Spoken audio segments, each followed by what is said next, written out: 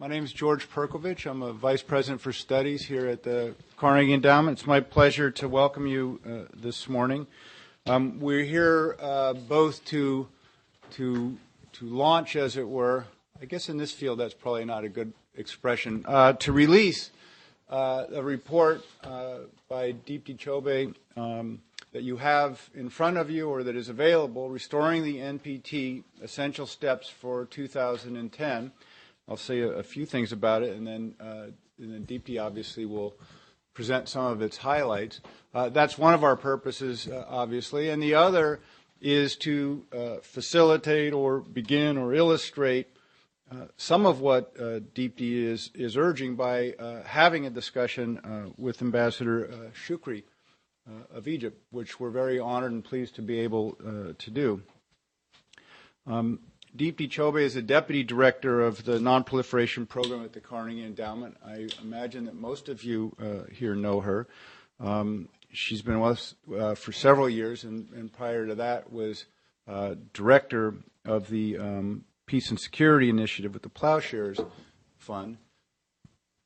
I think you'll see when you read this report, and those of you who have not read her prior report may be inclined after reading this one to go back and look at the prior report, that Deepti has really found a niche and demonstrated a great skill at going around and engaging with diplomats from the key states in the nuclear non-proliferation regime.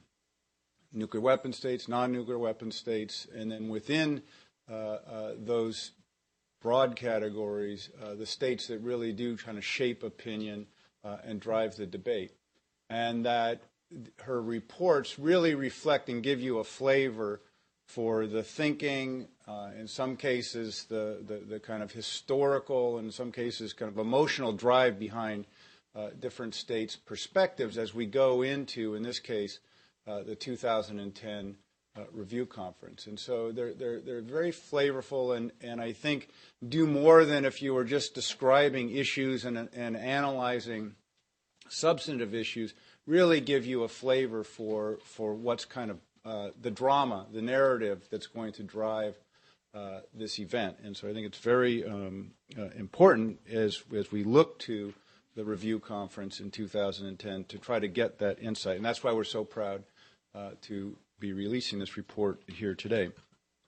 A big part of the drama of the NPT review conference will be the engagement between the most focused and studied of the states, especially the non-nuclear weapon states. And Egypt is always at the top of that list as a major persona in this drama that goes on through the Nuclear Non-Proliferation Treaty. And so we're really delighted to have Ambassador Sameh Shoukry here.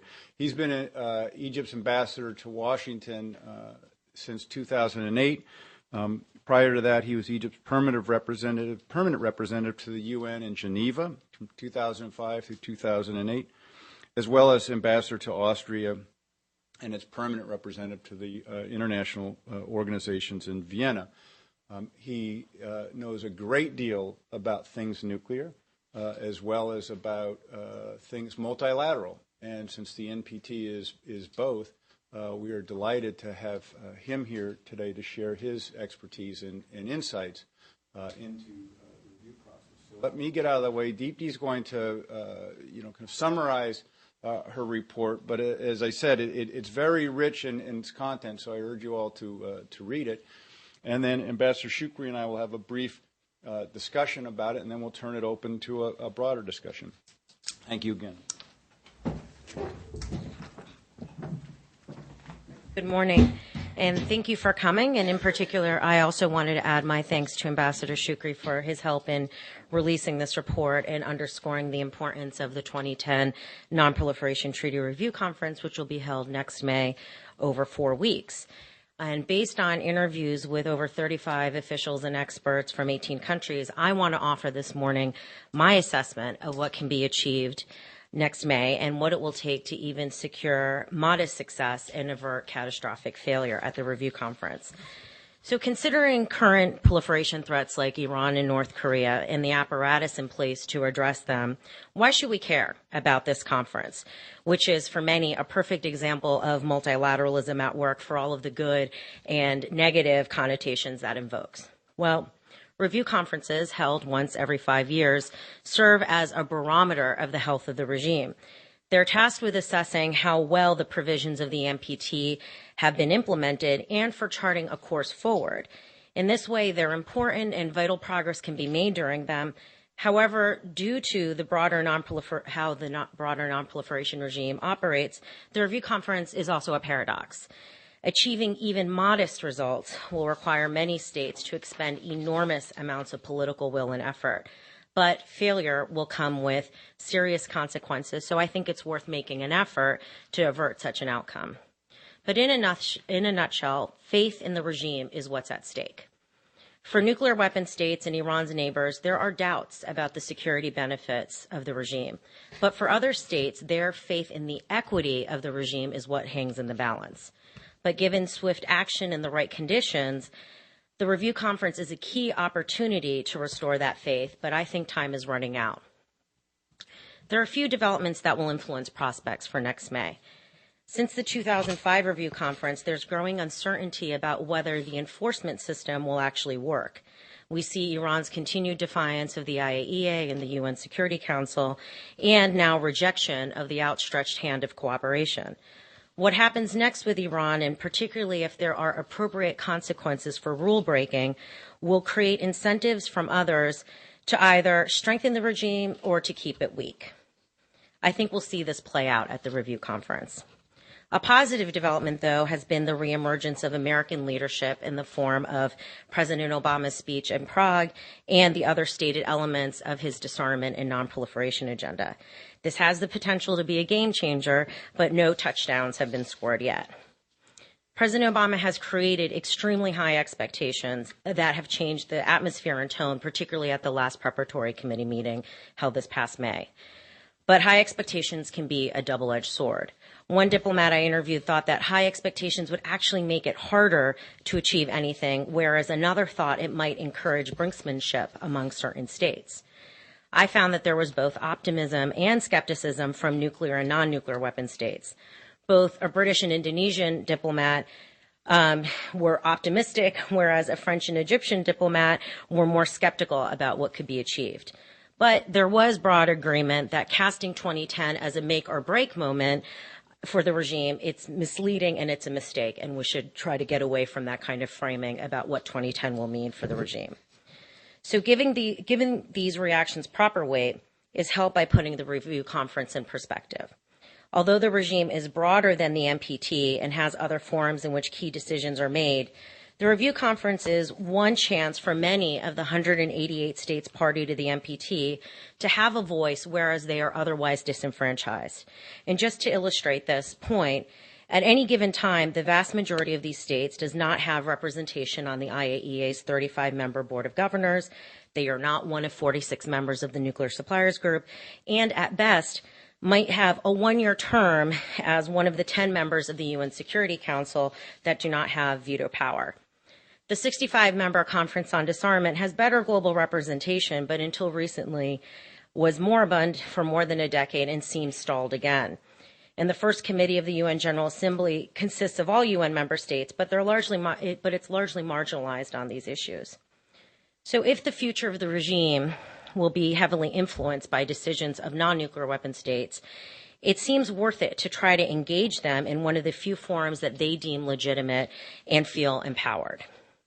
But there are serious limitations that can hinder the review conference functioning effectively, such as institutional deficits where there is no standing NPT secretariat, substantive loopholes such as a lack of enforcement provisions in the NPT, and procedural politicking such as the challenge of universal consensus rules that can actually facilitate what I call spoiling behavior.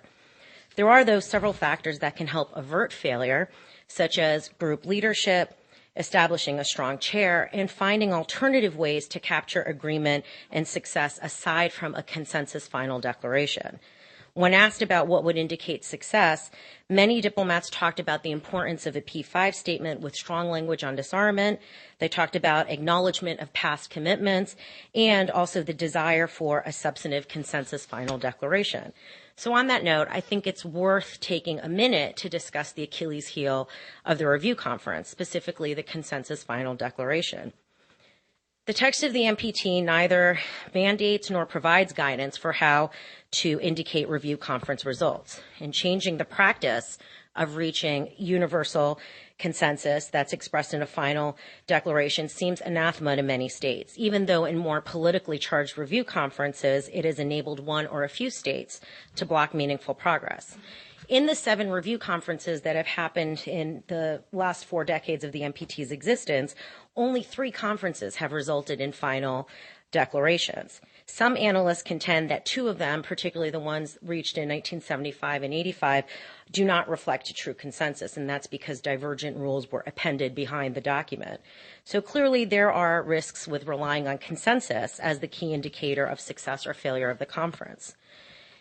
It may be more useful for states to think about alternatives for capturing progress, such as elevating the chair's statement or having individual states or groups make public commitments on specific issues. Many of the diplomats I spoke with agreed that a final document blocked by 1 or 2 states is not failure. Instead, the momentum for action after the conference is what matters most. So, what can be realistically achieved? I've identified 8 goals in my report, but we'll only take time to highlight a few right now. The goals are not utopian and they should be achievable. Many of them will not be easy to pursue, but with concerted effort, tough negotiations, and sufficient political will at the highest levels of government, they are within the realm of the possible. In the end, it will be up to the collective judgment of states themselves to determine how much must be achieved to reinvigorate the NPT. So one goal that I think is very important is reaffirming the vitality of the NPT. If states could do that, they could pave the way for support of the other goals. For instance, states individually or in regional or other groupings can offer statements that affirm the security benefits of the regime. A coordinated P5 statement, establishing a clear and strong commitment to negative security assurances for non-nuclear weapon states in compliance with the NPT could aid in that effort. It would also serve to remind states that a world with a strong NPT is better than one without an NPT at all. Another goal is to reiterate the unequivocal undertaking to eliminate arsenals. Considering the emphasis of many states on acknowledging past commitments, nuclear weapon states reaffirming that sentiment in national statements as well as in a coordinated P5 statement could generate a lot of goodwill. And acknowledging the rights to peaceful uses of nuclear energy is another key goal for unsticking current debates. The past several years have created confusion and concern about Article 4 of the NPT. The review conference could help alleviate suspicions about the possible infringement of rights. And because all fuel cycle proposals are now voluntary, affirming Article 4 commitments in conformity with Articles 1, 2, and 3 can help do that.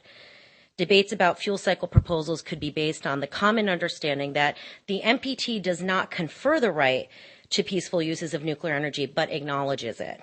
But the NPT does, however, set the conditions for how assistance will be offered to states that want it. The review conference is an important opportunity for states to forge an agreement that a world with a great deal more nuclear enrichment or reprocessing facilities would heighten insecurity, undermine the spread of nuclear industry in the developing world, and lessen the possibility of nuclear disarmament. Contributing to the further progress of nuclear weapons-free zones is also important. Zones free of nuclear weapons and weapons of mass destruction are among the more complicated elements of the non-proliferation regime. But they are also another important contribution by non-nuclear weapon states to achieving the zero option. Progress on these zones is necessary for continuing to build trust in the ability of the regime to respond to demands from non-nuclear weapon states concerning their own regions. The implementation of the 1995 resolution on the Middle East is at the top of the agenda for Egypt, and I'm sure we will hear more about that. And the 2010 review conference may offer the best chance for even incremental progress if Egypt can offer constructive leadership and if the P5 can create a positive environment and coherence in the P5 position. There are some positive signals, and agreement on a conference to address the issue in 2011 and appointing a special coordinator should be achievable goals in May.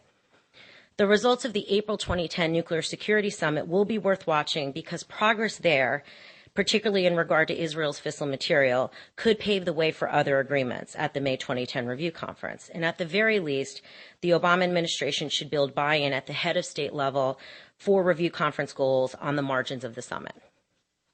Another key goal is to encourage universalizing the additional protocol. In a world where nuclear technology and potential weapons capabilities are spreading, the additional protocol is a critical tool. The IAEA has stated unequivocally that the effectiveness and efficiency of the IAEA safeguard system to provide credible assurance that the peaceful use of nuclear material and activities on a non-nuclear weapon state part depends on several factors, the most important of which is the implementation of a comprehensive safeguards agreement and also the additional protocol. However, there are still strong objections among key states who point to the lack of progress on disarmament from nuclear weapon states. However, if proliferation occurs or doubts about the non-proliferation regime rise, disarmament will be harder to achieve. In this way, the AP helps facilitate further progress on disarmament, and non-nuclear weapon states should adopt it. And then finally, establishing consequences for NPT violators would also be a tremendous outcome for this next review conference. Depending on how the situation with Iran and North Korea progresses, there may be renewed enthusiasm for measures to clarify procedures to withdraw and consequences. Progress on this issue could combat the crisis of confidence some states are having regarding the regime. A minimal step would be for the review conference to affirm the principle that, in accordance with international law, a state that withdraws from the NPT remains responsible for violations committed while still a party to the treaty. Furthermore, states that are withdrawing from the NPT and that are non-compliant should be held to task. And surely it should be easier to agree about what should be done about states that have been cheating from within the regime. I think all states should be worried about this and should want to address the consequences of that scenario. In the end, achieving these substantive goals will require action by all states, and I've identified in my report specific steps for the United States and non-nuclear weapon states to take. All states should emphasize the joint endeavor where nuclear weapon states and non-nuclear weapon states share responsibility in shoring up the regime. I think the time for insisting that the other goes first is over. States should also raise the political profile of the conference by ensuring that their delegations are led by people who have clear mandates and are empowered to negotiate. And then finally, states should also engage NGOs who can brief smaller delegations who may lack experts. They can offer substantive inputs into the process and also shine a light on states that might be dragging their feet in negotiations. And in terms of recommendations for the United States, the biggest challenge or advantage for the U.S. delegation will be the publicly available nuclear posture review. The New START treaty will be signed, but maybe it will not be ratified by the time the review conference happens. The CTBT is also unlikely to be ratified by May, and therefore the NPR will be the best piece of evidence for U.S.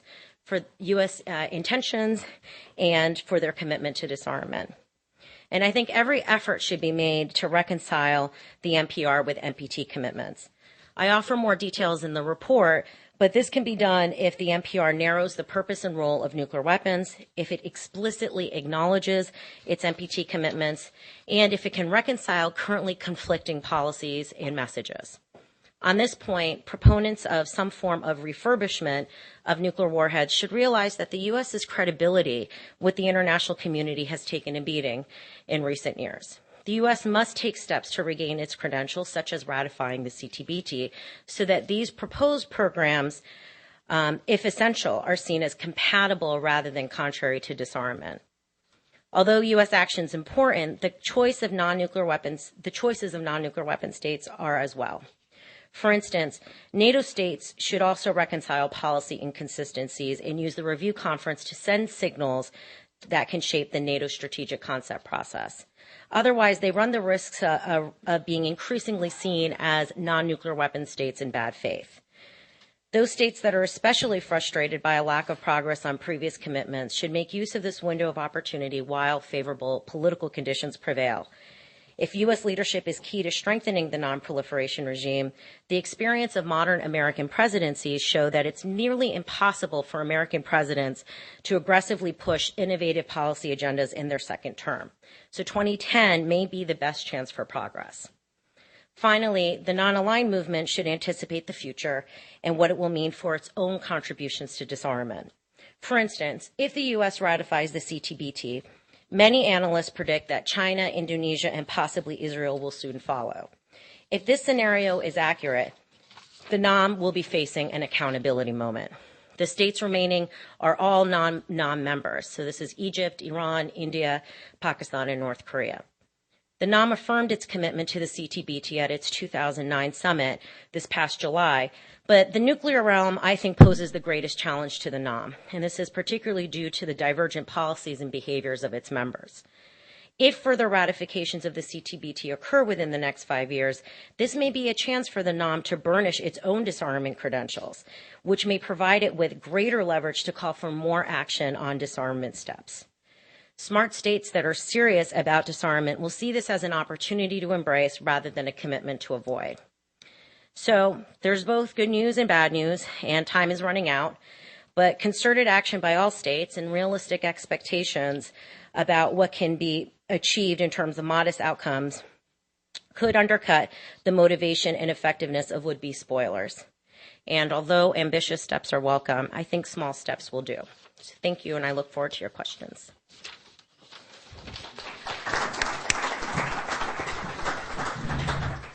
Thank you, Deepti. I'm sure there's a lot there that people want to engage with.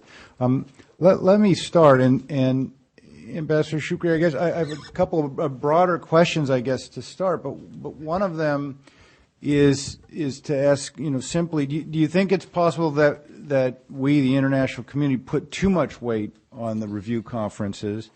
In part, I'm thinking of, because after all, one state, whether it's the United States or Iran or Switzerland, any state can basically block formal achievement at the conference. So what is the kind of proper perspective, and are we putting too much weight on this? Well, thank you very much. First of all, let me thank the Carnegie Endowment for giving me this opportunity to share in what is a very important moment on the issuance of this report. And in response to your question, no, I would not underestimate the value of the review process.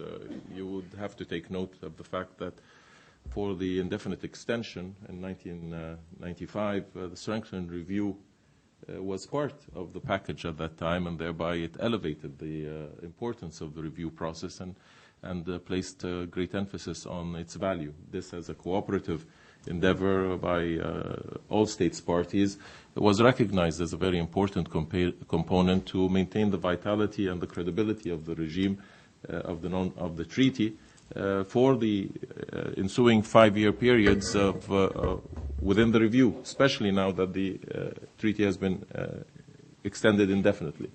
So it must remain a very pertinent and very prominent component in terms of providing the opportunity for state parties to meet the challenges that face them in terms of strengthening the treaty, strengthening the non-proliferation and disarmament regimes as a whole.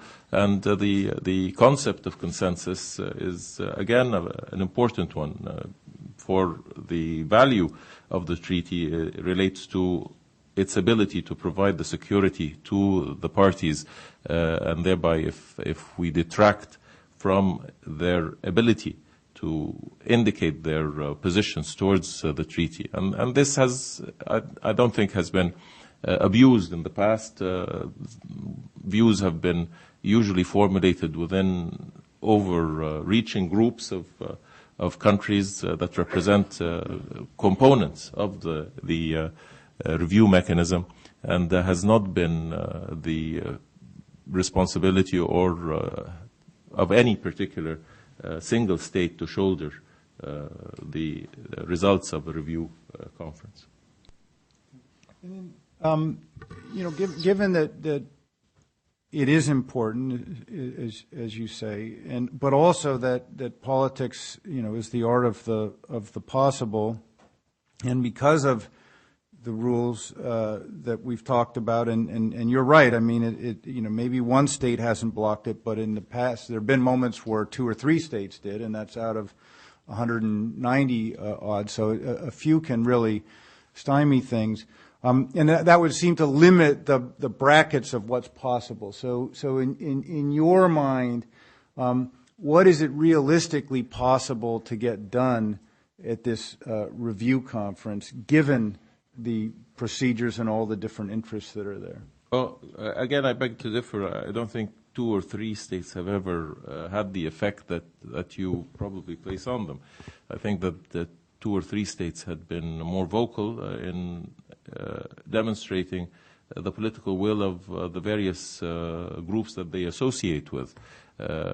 Having been at the forefront does not necessarily mean that they have had the exclusive right, or for specific national interests been manipulating the process. But on the second half of the question related to what can be achieved in the review process, I took the advantage of maybe preparing for this meeting to review the 2000 document. And again, I think we have to look somewhat into the history of the review process and recognize that in the last 2 decades, we have only had one consensual final document, 2000. So we are going at, if we do achieve success on this occasion, which is necessarily an improvement, we will be going on a 1-decade sort of cycle, and I hope that will be the case. But reviewing the 2000, and I think the importance of the 2000 was that it was the first review conference after the indefinite extension. There was great pressure on all parties to justify the viability of that indefinite extension. And all parties had a vested interest to somehow convey the sense that their decision in 1995 was a pertinent and important one, and thereby, had they been unsuccessful in 2000, I think it would have really damaged the credibility and the viability of the treaty. So, but having said that, and looking at the 2000 document, in general, it's a declarative document in its totality, other than the 13 practical steps. The 13 practical steps were maybe the most important element because of their implementative nature. And again, I think this is where we should embark upon when we refer to the 2010, in view of lack of progress during the last decade, that we should be seeking a more implementative and more pragmatic and practical and realistic results, but which I had complained were very subjective in terms of how different states would construe them.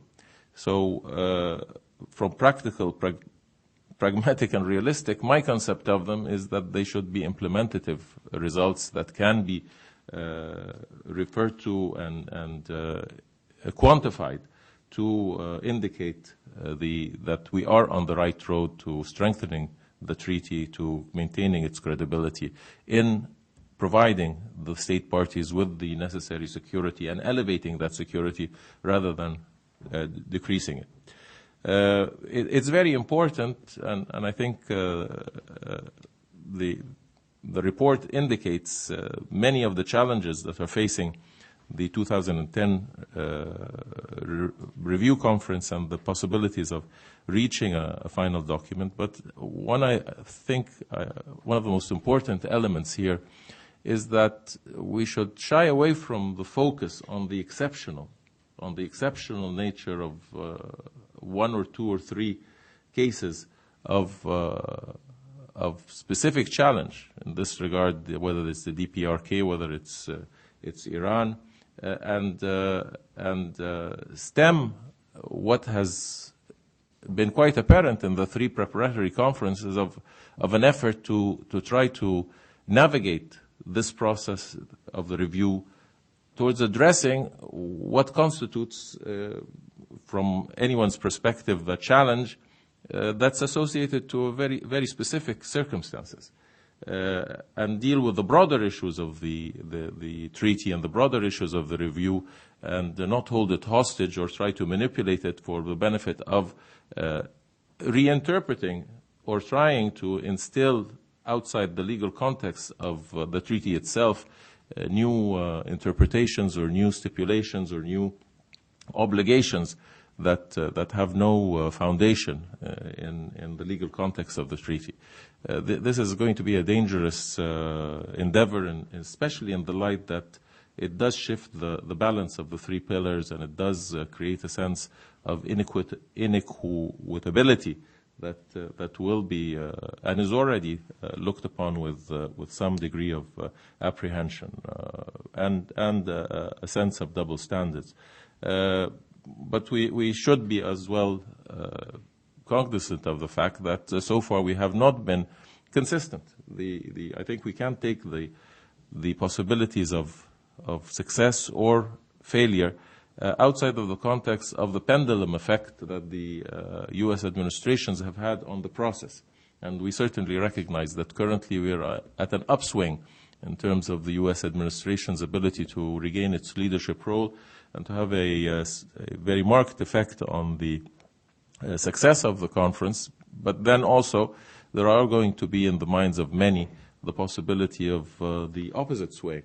And we have, since 2000, seen in 2005 the very severe effects of a change of policy of the U.S. administration on the ability of the parties to advance their common objective, and which went as far as to negate the important aspects of the final document of 2000, and hereby the incursion on the viability of the final documents that occurred in 2005 will still be an issue for many to contend with when they come down to accepting the compromises that are necessary and provide the flexibility that is necessary for arriving at a consensual document for 2010.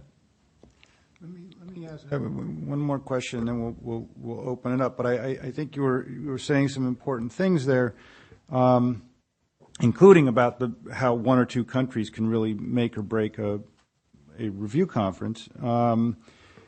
But I want to make sure I understood when you were talking about that we shouldn't focus on exceptional cases and in some cases specific instances, and you mentioned DPRK, I think, but we should address the broader issues. I wonder, first of all, if those, are they mutually exclusive? But also, it seems to me that there's a risk if you have a conference in a hotel of firefighters, fire department leaders, and they're talking about the principles and the science of putting out fires, and next door a building is burning, and they say, well, no, we got to stay here and finish our agenda to go through, the latest theories of firefighting, whether this building is burning down next door, that it does undermine the credibility of the enterprise of firefighting at some point. And so when you have, for example, a case of a state that has been found non-compliant and where all of the procedures that are required and acknowledged to be required have been followed, so via the IAEA and so on and so forth, and then you have legally binding requirements put on that state, all of which are diplomatic and peaceful, and then that state ignores those, that the implications of that for the overall enterprise are quite serious. So I know you wouldn't say it should be ignored, but I couldn't tell from your remarks how it should be addressed. And so I think that's one question. And then when you were talking about the double standard and trying to put new things through, you were being so brilliantly diplomatic, I wasn't quite sure what the specific reference was to. And so not being as subtle, I would like more enlightenment about Sure. about what you're talking about, and then we're going to open it up more broadly. I'll be happy to be a little bit more specific, but first of all, you seem to presume that all the firefighters in the world are assembled in one hotel, and that isn't the case. Though the review process is one for conceptualization and recognition of the challenges that face the regime, there are other institutions which are more pertinently involved with the enforcement of whatever might be considered as non-compliance, and thereby it's not up to the non-proliferation regime, as far as the NPT is concerned, to overduly emphasize or try to extract or try to confine or apply any specific enforcement measures related to presumed case of non-compliance. But there are other mechanisms, the Security Council for one, which are competent and does work in conjunction with the NPT and will take the general direction of whatever is the consensual undertaking by parties in terms of their assessment of the conformity to treaty obligations.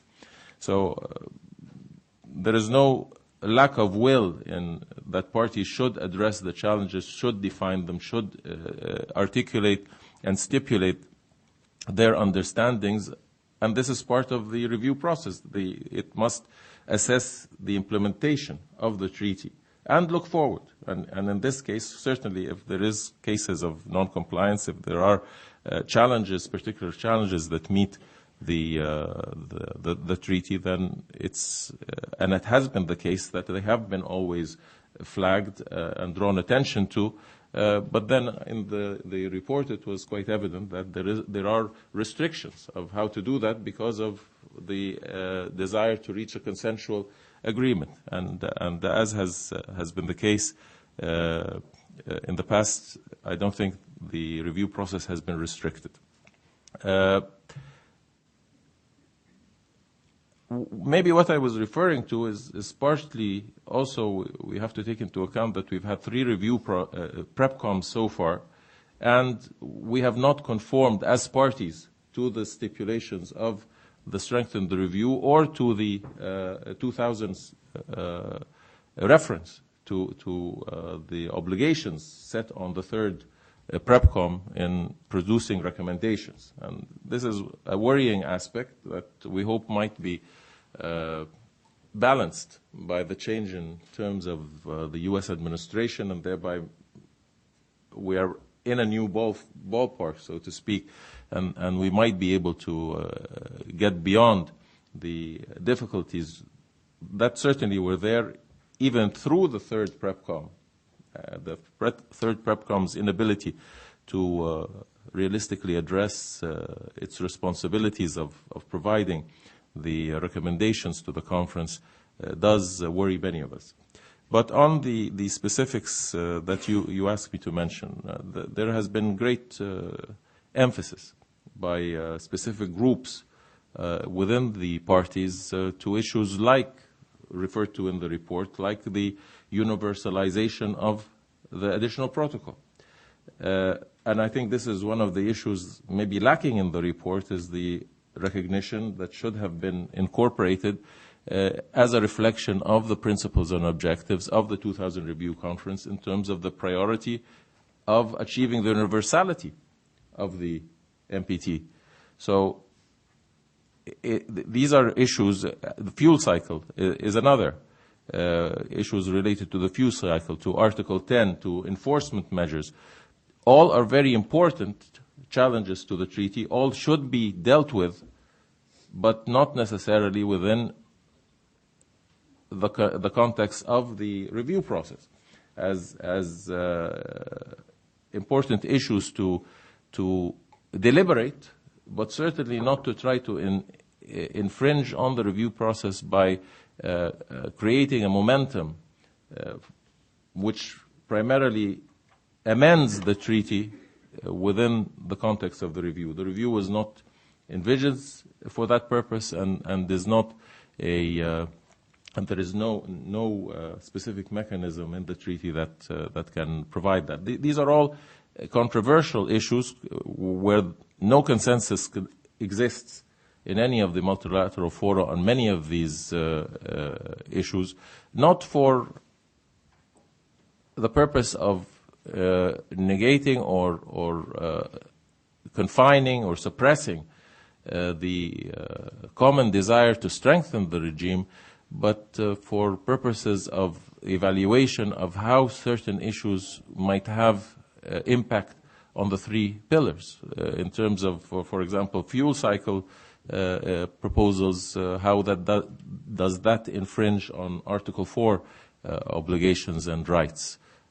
This is an issue that is still, positions are quite far apart on, and overdue emphasis in terms of how they might be handled in the review conference, I think will be problematic and will restrict our ability to reach consensus on them. Okay, I don't want to hog up the discussion, but I Deepti, you're the author, so if you want to jump in on any of this, that would be great, and we're going to then open it up to broader discussions, but I want to make sure you get a chance to. Thank you. And Ambassador Shukri, I think you've been very diplomatic in couching your critique of the report, and I appreciate that. But the only thing I wanted to say is on this last point about what issues should be addressed within the review conference and what shouldn't. I staked a claim on some of those issues like the AP enforcement issues, Article 10 and fuel cycle, because that's at least part of, I think, a vision that the NPT and the regime itself needs to evolve to deal with, the challenges that the regime is addressing. I don't think you can take all of those out. And I agree with you that many of the issues should be and will be addressed in other forums like the Nuclear Suppliers Group or at the IAEA. But I also know that there is a tremendous amount of resistance, particularly within the non-aligned movement, for the UN Security Council to make decisions where, particularly on, for instance, the issue of UN Security Council Resolution 1540, where there are objections that the UN Security Council stepped in and there wasn't a chance to more broadly discuss that and agree to it in broader multilateral forums. So my point is that I think we need to be realistic about what the current challenges are to the regime and how the review conference can actually facilitate moving forward on some of these really complex and controversial issues. And trying to put them to the side, I don't think is going to get us where we need to be for strengthening the regime overall and addressing the three pillars. So Let me comment on your intervention, and I didn't at all imply that we should brush them aside or put them under the carpet, but it is how we address them and to what is the overall objective, and have we arrived at that point where we can readily come to an understanding on these issues. And from the discussions in the three PrepComs, in other multilateral fora, these are all very charged items, and thereby if we are to interject them with the emphasis that is believed to be the case, I think we will complicate the issue. And then, again, it's a matter of the equilibrium between the three pillars. And if we were to embark upon such a in-depth application or effort to apply these ideas to the review process, then we would necessarily feel that there is an imbalance here with the other pillars. To what extent are we going to equally implement the necessity for nuclear security assurances, which I think is another very important issue of the NAM, and one that there is very little grounds to stand on for the nuclear weapon states, and still not being able to come to a legally binding instrument that provides negative security assurances to the vast majority of law-abiding, compliant states parties, non-nuclear weapon states, who present no theoretical, practical threat to the nuclear weapon states. So this is an issue that does not seem to have the same degree of importance and credibility, and thereby, again, there is a tendency to emphasize and focus on the non-proliferation pillar rather than on the disarmament pillar, on the security dimension, and on the effect of some of these issues on Article 4 rights. So, again, certainly it is for the review process to air these ideas, but not to reach the point at this stage of trying to force implementation of some of these ideas or extract endorsement, because I don't feel that there is sufficient dialogue has ensued between the parties. There has been, I think, a high degree of understanding within a group of the parties on many of these issues for understandable reasons, but there certainly is no consensus on them at this stage, and thereby this gives the impression of an effort to manipulate the process for specific policy directions rather than to really strengthen the regime as such. Thank you. I'm going to start taking questions.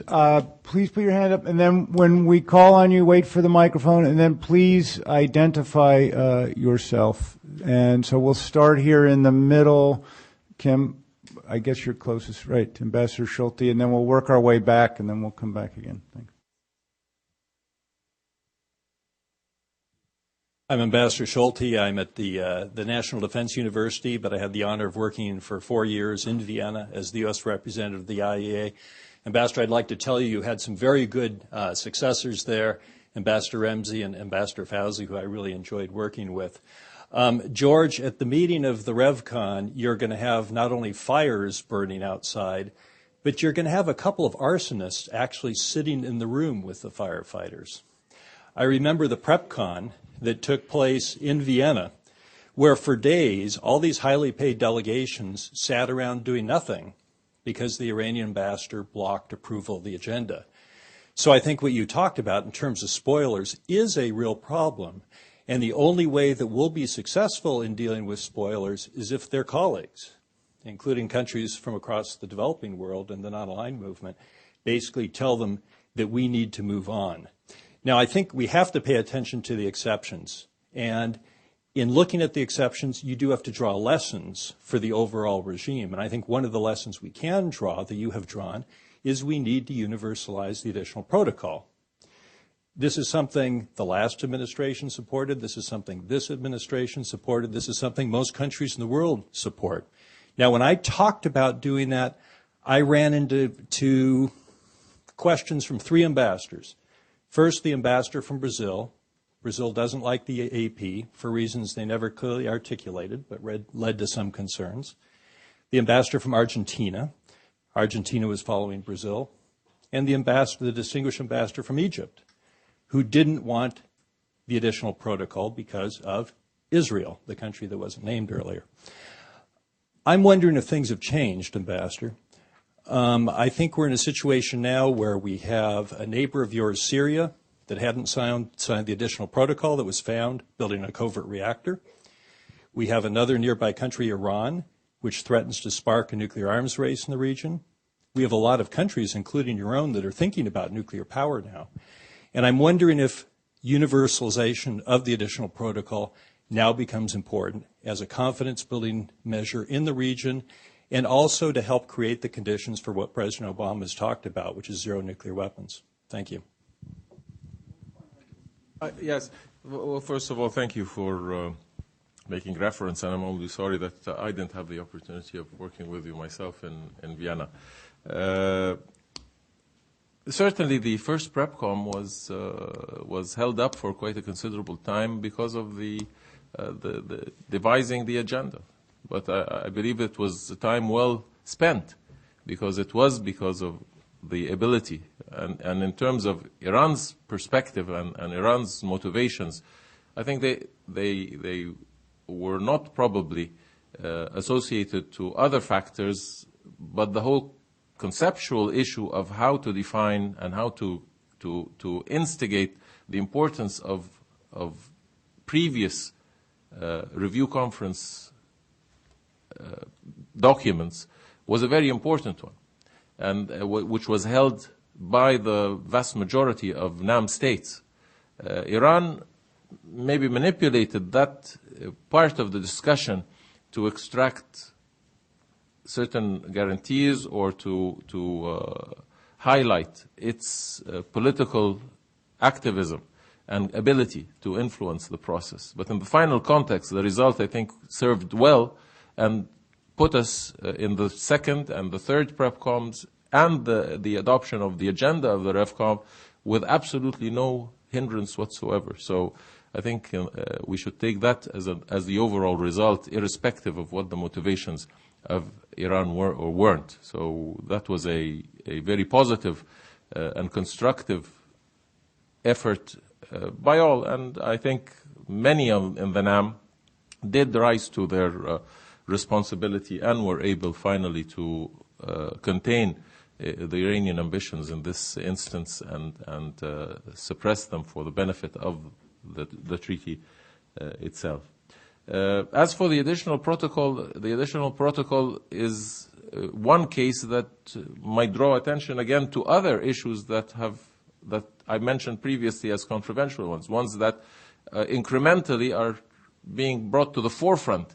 As the additional protocol at one time was a very voluntary application, one that was contingent on other issues being resolved, and now is at the priority of certain parties' policies and is now considered a prerequisite to further application of Article 4 rights, for example. So here is how this is incrementally advanced, not necessarily with the objective of maintaining the balance between the various pillars of the regime. And again, here, to what extent have we been equally faithful in achieving the universality of the treaty? What applicable steps has the nuclear weapon states, in terms of shouldering their special responsibilities in the maintenance of international peace and security, undertaken in the past 40 years to advance the issue of the universality of the NPT? And I think there is very little that can be referred to in terms of that obligation. So if we want to universalize the additional protocol, we must certainly universalize the comprehensive safeguard agreements, recognize their values, and address the issue of universality. Now, this is all from a practical perspective, and as Egypt, a country that upholds and values the NPT, we recognize the practical constraints and political constraints, and thereby recognize that this doesn't necessarily have to be a exact progress might not be achieved in the same points or with the same speed on these issues. But there is such a divergence and such a gap between the way that these two issues have developed, the way that they have been absorbed by the international community, especially in Vienna, with the resolution on the application of safeguards and how the additional protocol has gained relevance there, gained relevance because of countries like Egypt who do oppose the additional protocol to be applied in the regional context, have at the same time recognized the value of the additional protocol and have not hindered the application for those who seek to apply it, but at the same time would think that necessarily security situations in different regions are different and must be dealt with in a different manner. Again, here I think it's important not to over-exaggerate sometimes, or at least to confine ourselves to what is a factual case, and in the case of Syria, we still await the definite result of the agency to be able to ascertain what exactly was Syria doing or was not doing. And I think we haven't reached that point yet. Thank you. I want to follow up, just on Syria for a second, because I think what you said is important. you're waiting for the final view of the agency. One of the reasons the agency can't do that is they don't have the cooperation from Syria to go back in and investigate. So what are things that Egypt and others could do to try to encourage that cooperation? And if indeed the result of that investigation were that, well, we already know that there were violations of Syria's reporting obligations, but if there were being built there a reactor and so on, what implications would you draw from that regarding the additional protocol?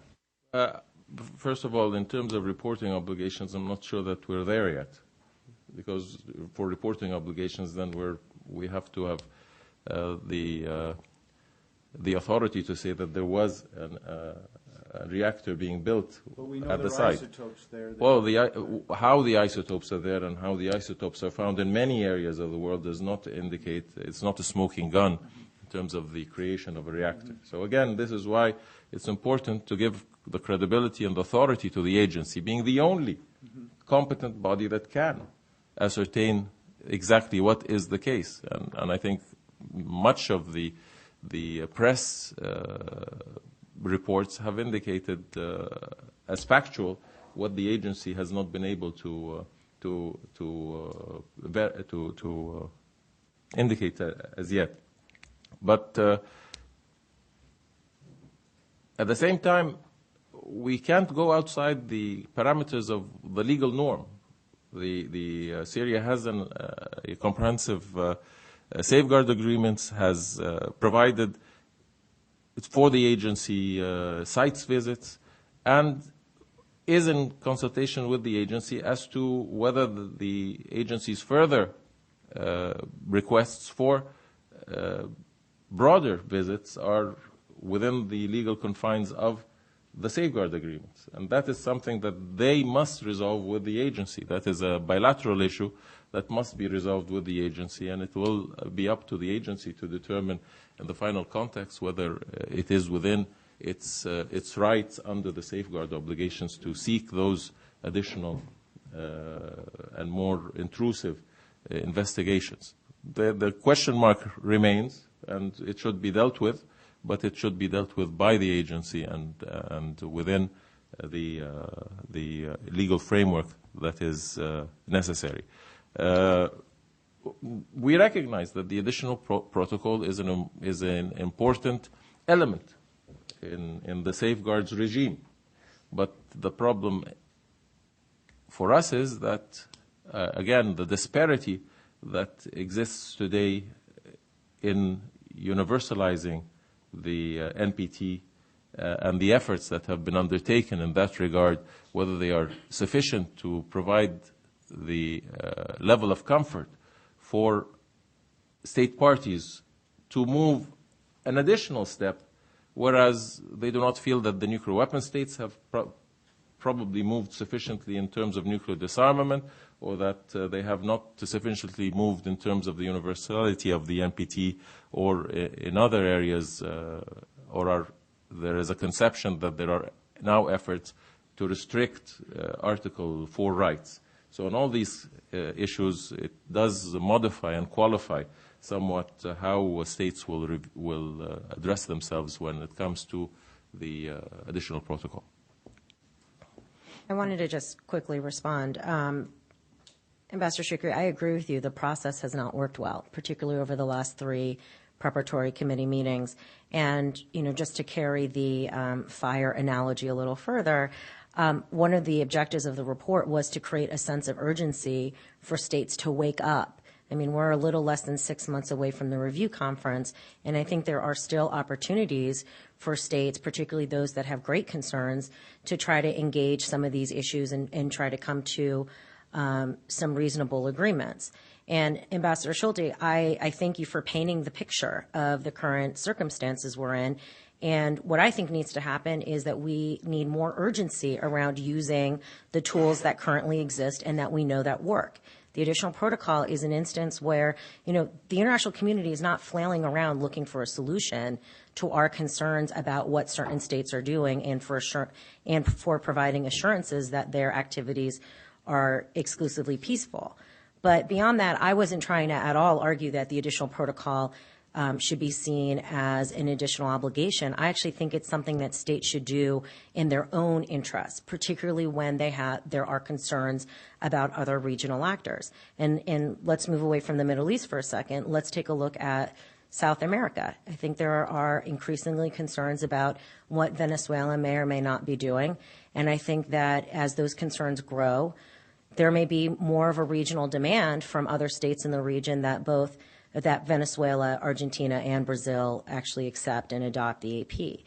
And then the other point I want to just address is about the universality of the NPT. I think we all agree that that's absolutely something that we'd like to see, but realistically, that's not something that's happening anytime soon. And I don't think that we can hold up action on urgent issues in pursuit of that goal, although absolutely we should keep pressure on that.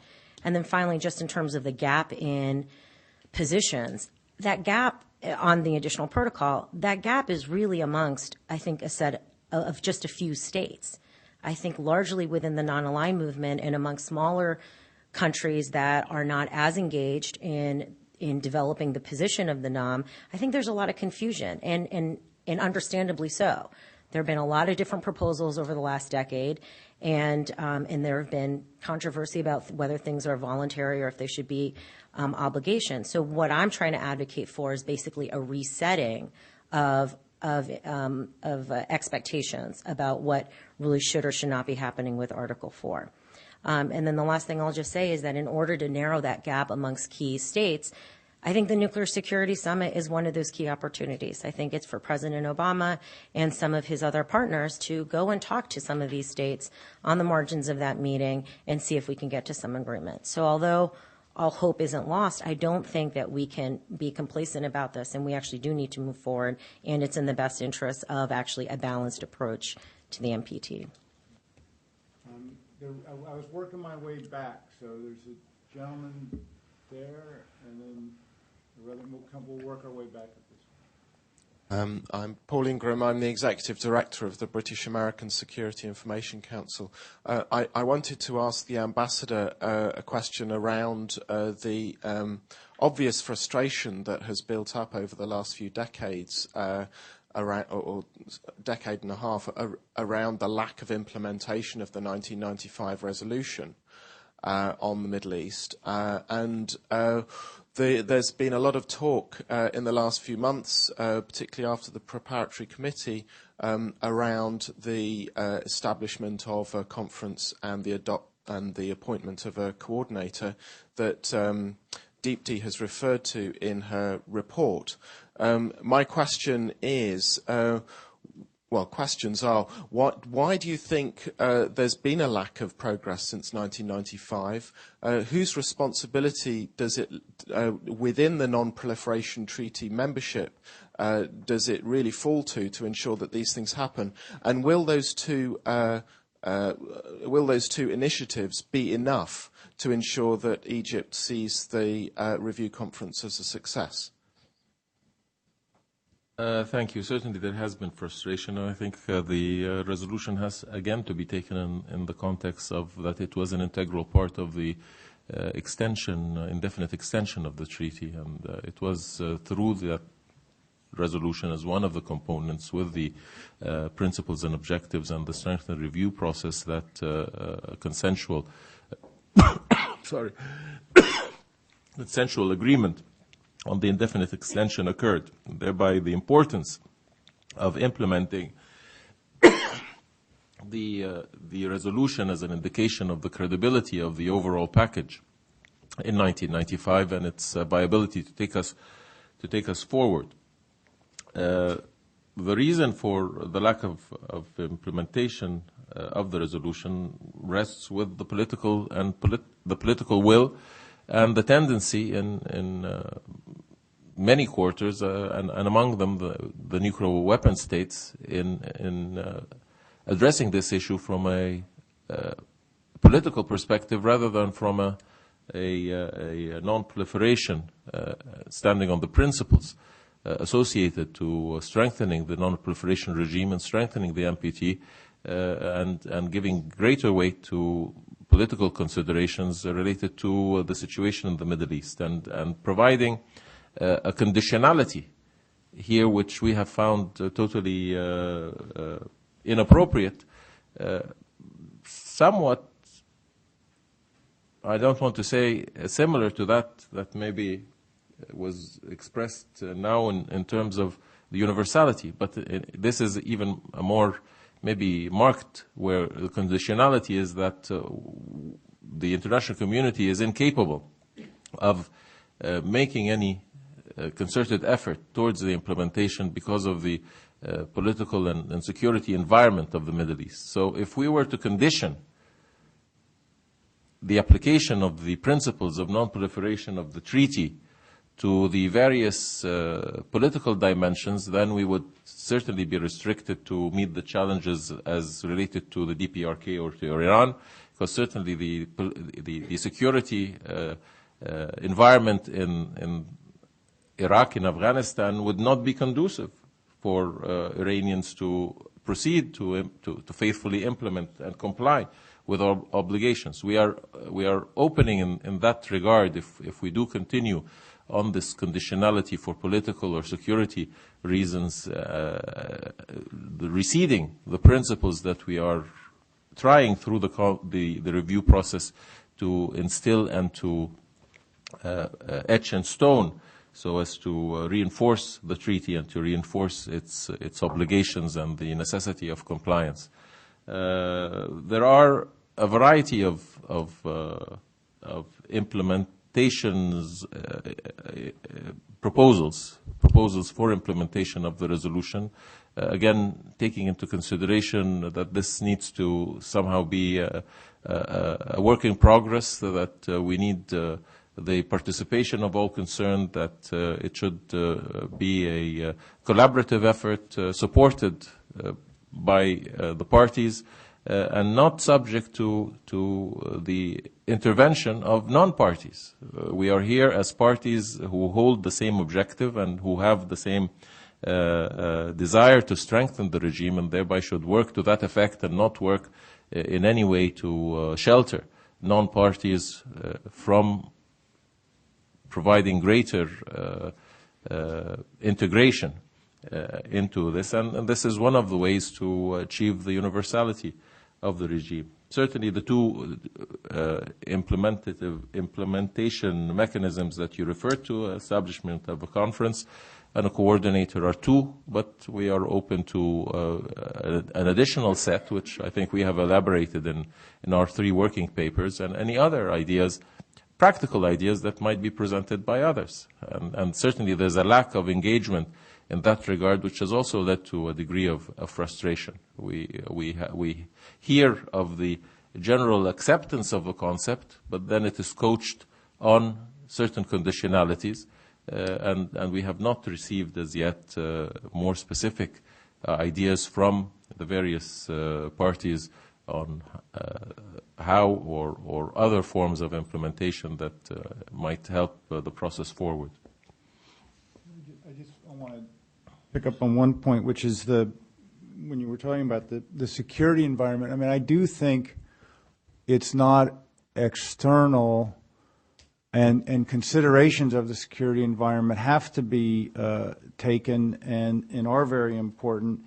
And I think you reflected this yourself when you talked about the importance of negative security assurances. So that's one example. I think when you were talking about Iran and you mentioned Iraq and Afghanistan, I think precisely, and I know and have colleagues in Iran who do understand that the removal of Saddam Hussein actually improved Iran's security, and the removal of the Taliban also improved Iran's security, as has the change in U.S. policy and the willingness to seek cooperation with Iran, which is which is part of the strategy. And one of the reasons why Mohammed el-Baradei and others then are so disappointed that Iran has not picked up on the offer of cooperation to fuel the Tehran research reactor. but also that the Middle East resolution itself, in its first item, talks about the importance of security in the peace process more broadly. So that those things are recognized, and I'm guessing you might agree then that that could also be part of an agenda of a conference in the region. Is that? Well, certainly. I think one has to be practical in taking into consideration the security and dimension associated with the implementation of the treaty. But what has been the case over the last 15 years is more of a veto conditionality in terms of any effective measures to implement the resolution on the premise that the security environment is not conducive. And this is the objectionable part, and this is why I said that it's recognized that this is not a process where duress will be even by the parties a matter of objective, but where this is an inclusive and a comprehensive and a collaborative endeavor, but one that has to start on the road of implementation with what is acceptable to all concerned parties and what is achievable. So there is nothing to restrict us from undertaking those steps, those practical steps, and here I use that subjective word, without at the same time jeopardizing the principles associated with the resolution, with the overall strengthening of the treaty. Right here, Spurgeon. Spurgeon Keeney, Council on Foreign Relations. I think given the obligations under Article 6 and the focus and the preamble of the treaty, the ratification of the Comprehensive Test Ban Treaty and the presumed follow-on Strategic Arms Control Treaty would strengthen the hand of the United States in a leadership role in the NPT, in the review conference.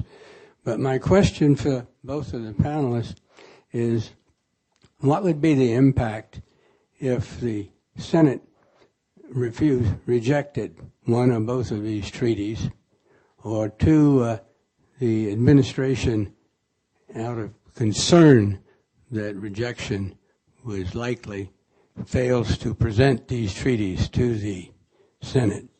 Will this become an issue that will be visited in the review conference, and how important is this in the success of the conference? Okay, I'll go first. I think you're right that actually the more likely scenario is that we won't see failed ratification, it just won't be presented. And my hope is that the administration at least learns some of the lessons from 10 years ago with the CTBT, which is make sure you do your head count and know which way it's going. So I don't think they'll repeat that mistake again. In terms of what impact it'll have, I mean, for this current review conference that's coming up, certainly CTBT, I don't see that being ratified unless there's a massive reorientation in the administration's political strategy about how to get it done. So I think that's, one issue that we can put to the side for this upcoming review conference. I think the second, which is where will we be with START follow-on, I mean, my hope is that it does get ratified. It's a very modest arms control measure, and the administration has talked about it as a down payment for further reductions. And I think states understand that, but if there was not substantial progress by the review conference, I think it'll be up to the U.S. delegation to explain some of the vagaries of our domestic political circumstance. But now projecting forward to 2015, so in the next 5 years, if we don't see any movement on that, I think it will have an impact. When in my previous report, Are New Nuclear Bargains Attainable, when I asked diplomats, what would be the top 3 ways of nuclear weapon states demonstrating their commitment to disarmament, CTBT and FMCT were at the top, and actually stockpile reductions were a lot lower on their list of priorities.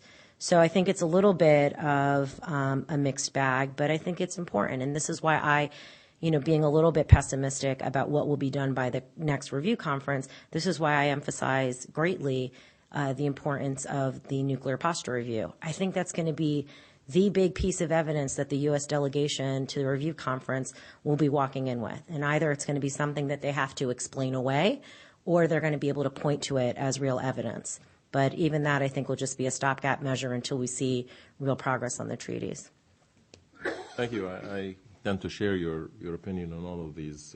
I think probably the START follow-up and the strategic posture review are probably the two main elements that will have a very positive effect on the conference, will be indicative of U.S. direction. And the CTBT will remain a matter of good intentions, but the conference will not be carried on good intentions, whether as relates the CTBT, or there might be a certain degree also, though I think it will be coached in diplomatic terms and will not be brought to the forefront of also the value of the strategic review, because that is an ongoing process. We might have a favorable one this administration, we might have a less favorable one during another administration. So it does fluctuate, and I think I referred to that in the minds of many, that is an issue, certainly, and I think this was a very pertinent point in the report, is to seek the opportunity. But to what extent can we seek the opportunity in this review conference? I think it must be through a greater set of implementative measures rather than declarative measures, which were the characteristic of the 2000 review. If we are to take advantage of the current situation or the current policies of the administrations, which have raised expectations, which have been readily accepted by many of the parties, then we should take advantage of those opportunities through a greater emphasis on what we can implement rather than what we declare as intentions. Great, thank you. There were other hands there. We're going to end at 10:30. So if anybody's holding back because they're then afraid we're going to go over 10:30, I want to alleviate them. We got to take her right here. Thank you very much. I'm Carl Stoiber, consultant in nuclear law, various organizations. I'd like to pick up on something Ambassador Shukri mentioned in terms of looking forward to a positive agenda, and I want to specifically focus on Article 4, because as I look at Ms. Shubey's analysis, which I think is profoundly interesting, there's a missing piece.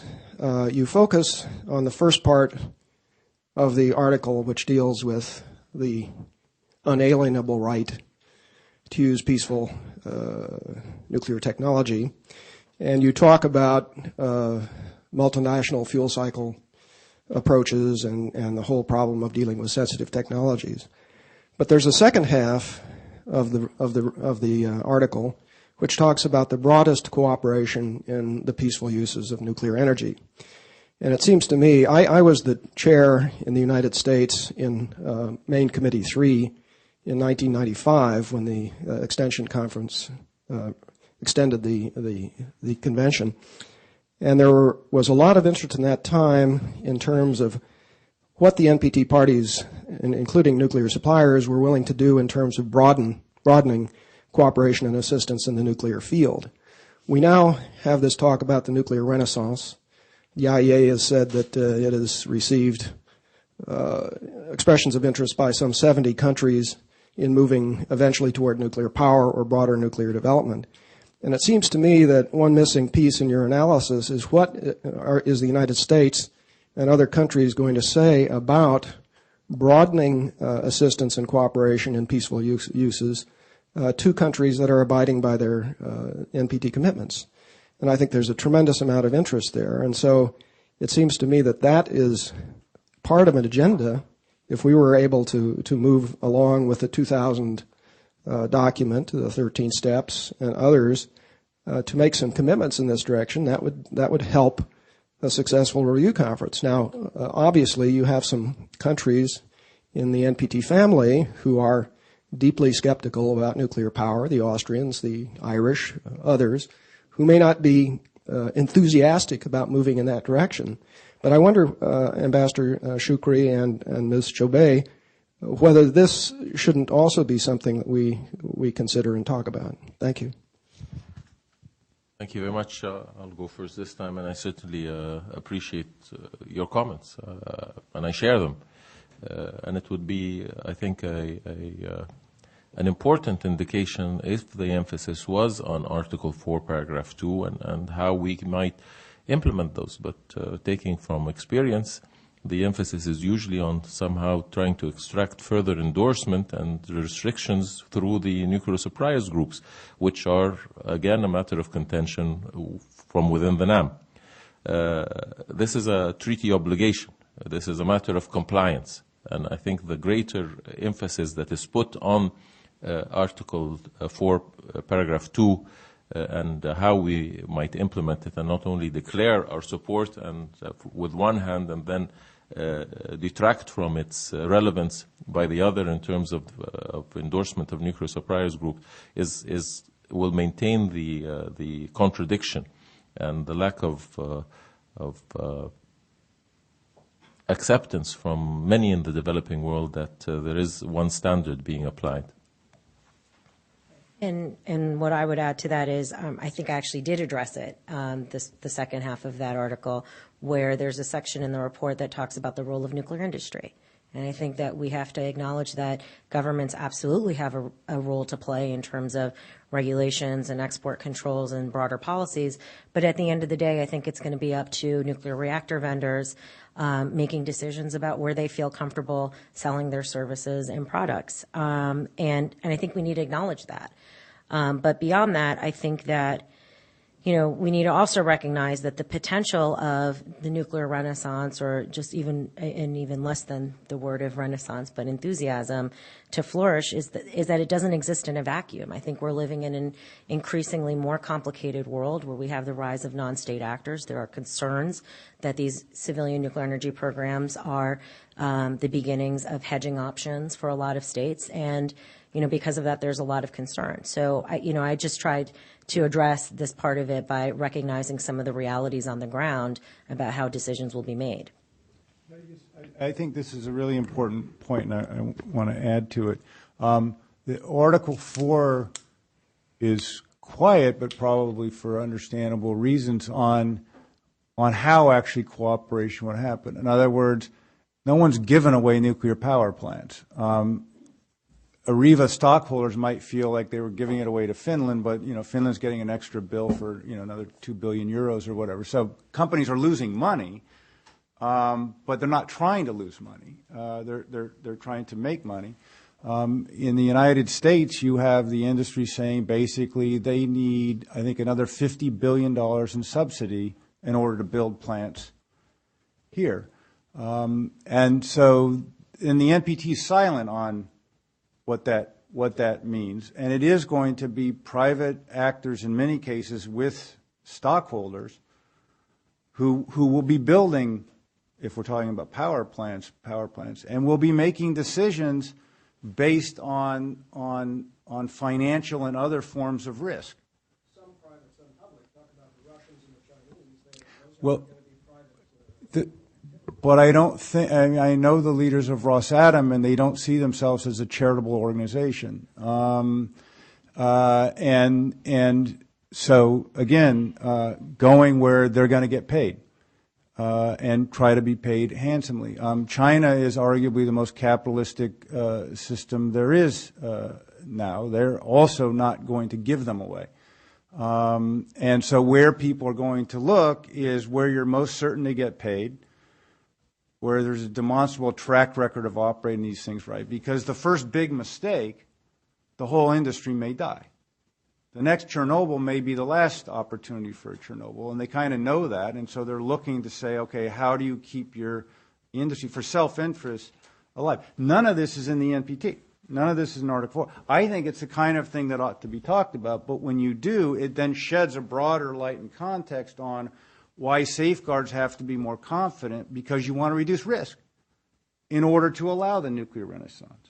Well, if I may just comment briefly, and I'm not going to address maybe the commercial aspect, because again, it's a matter of the exceptionality, where one would presume that if one was buying something, he would pay for it. So cases of default, I think, are issues of a commercial nature that have to be resolved at the commercial level. But what concerns us within the context of the NPT are the proliferation aspects, and I see no reason, other than the fact of the lack of transparency within the nuclear supply groups, the lack of inclusiveness in the formulation, and trying to address these issues outside the existing Article 3 obligations.